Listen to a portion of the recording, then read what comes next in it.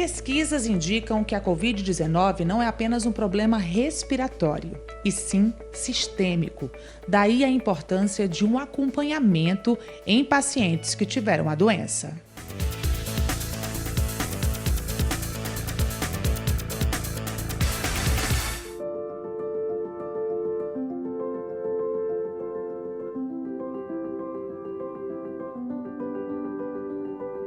E vamos conversar então sobre a síndrome pós-Covid com a doutora Nathalie Reis. Ela é cardiologista e tem acompanhado esses pacientes que apresentam sequelas após a Covid-19, o que tem sido bastante comum, não é isso, doutora? Exatamente, Natália. Então, ao longo desse ano, que a gente vem aprendendo muito com a pandemia do Covid, a gente tem notado que os pacientes que se recuperam daquela fase inicial, mais difícil, aguda da doença, muitos deles, cerca de 20% a 30% dos pacientes, persistem apresentando alguns sintomas ou passam a apresentar novos sintomas nessa fase chamada de subaguda ou fase crônica, que é uma fase posterior, após as 3 primeiras semanas da doença. Em geral, os sintomas que essas pessoas têm se queixado são de fadiga, de dificuldade para realizar esforços, de perda de olfato persistente. Muitos apresentam também queda de cabelo.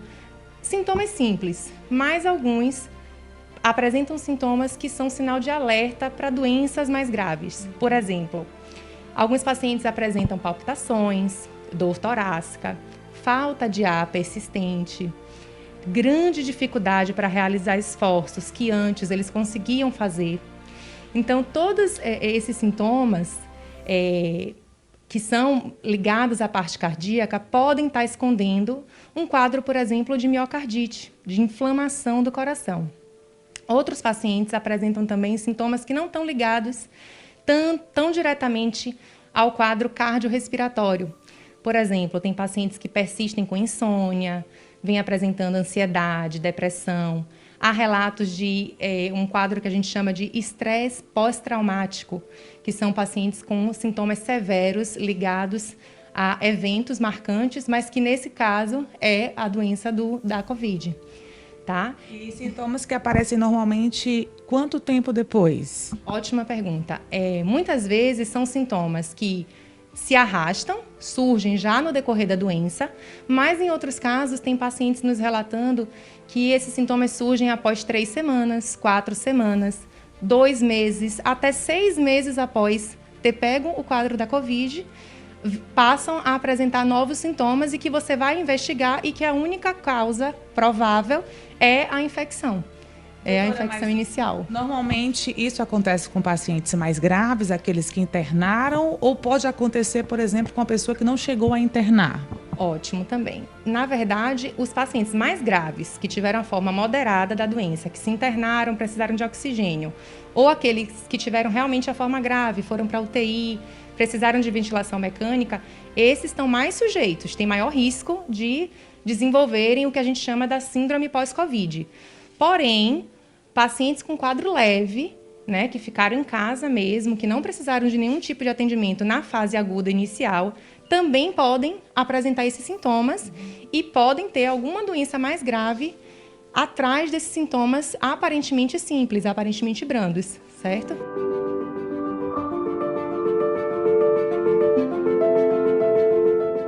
O recomendado é que esses pacientes que tenham tido a Covid procurem um especialista, um cardiologista, por exemplo, né? Porque mesmo não sentindo algum tipo de sintoma, podem ter alguma coisa aí que possa complicar depois, é isso? Isso. As sociedades internacionais, principalmente a americana, a europeia e a sociedade brasileira também, recomenda que todos os pacientes que foram internados por conta de Covid, quando receberem alta, procurem atendimento médico com especialista em avaliação pós-Covid, pelo menos nos primeiros 15 dias.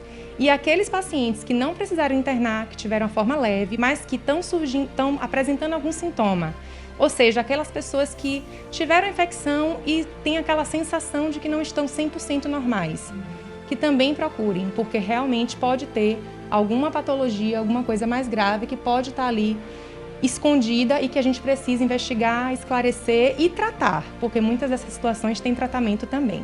E essa diretriz da Sociedade Brasileira de Cardiologia é muito pertinente, por quê? Porque as pessoas se preocupam logo com o pulmão, mas a gente sabe que a Covid afeta vários órgãos e pode comprometer, né, vários órgãos e essas sequelas irem aparecendo ao longo do tempo. Exatamente.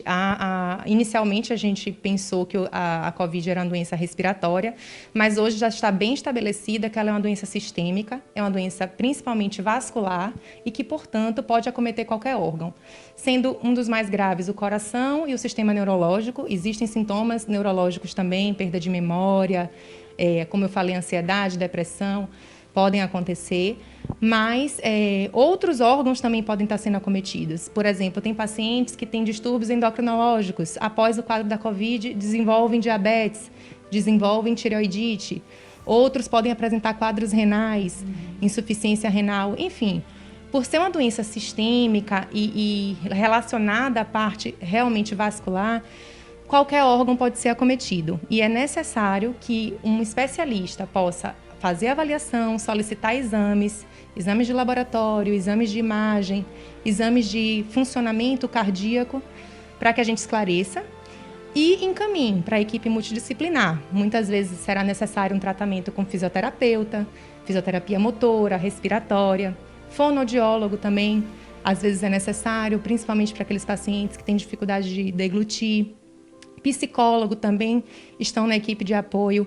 Enfim, o que a gente tem visto é que a Covid é uma doença que abrange vários sistemas do nosso organismo e que precisa de um tratamento especializado e multidisciplinar com vários especialistas trabalhando juntos em prol do paciente. Então é isso aí, fica essa orientação aqui do programa Check-up. Se você teve Covid, está sentindo algum tipo de sintoma ainda ou não, procure o cardiologista, procure um especialista para verificar tudo isso.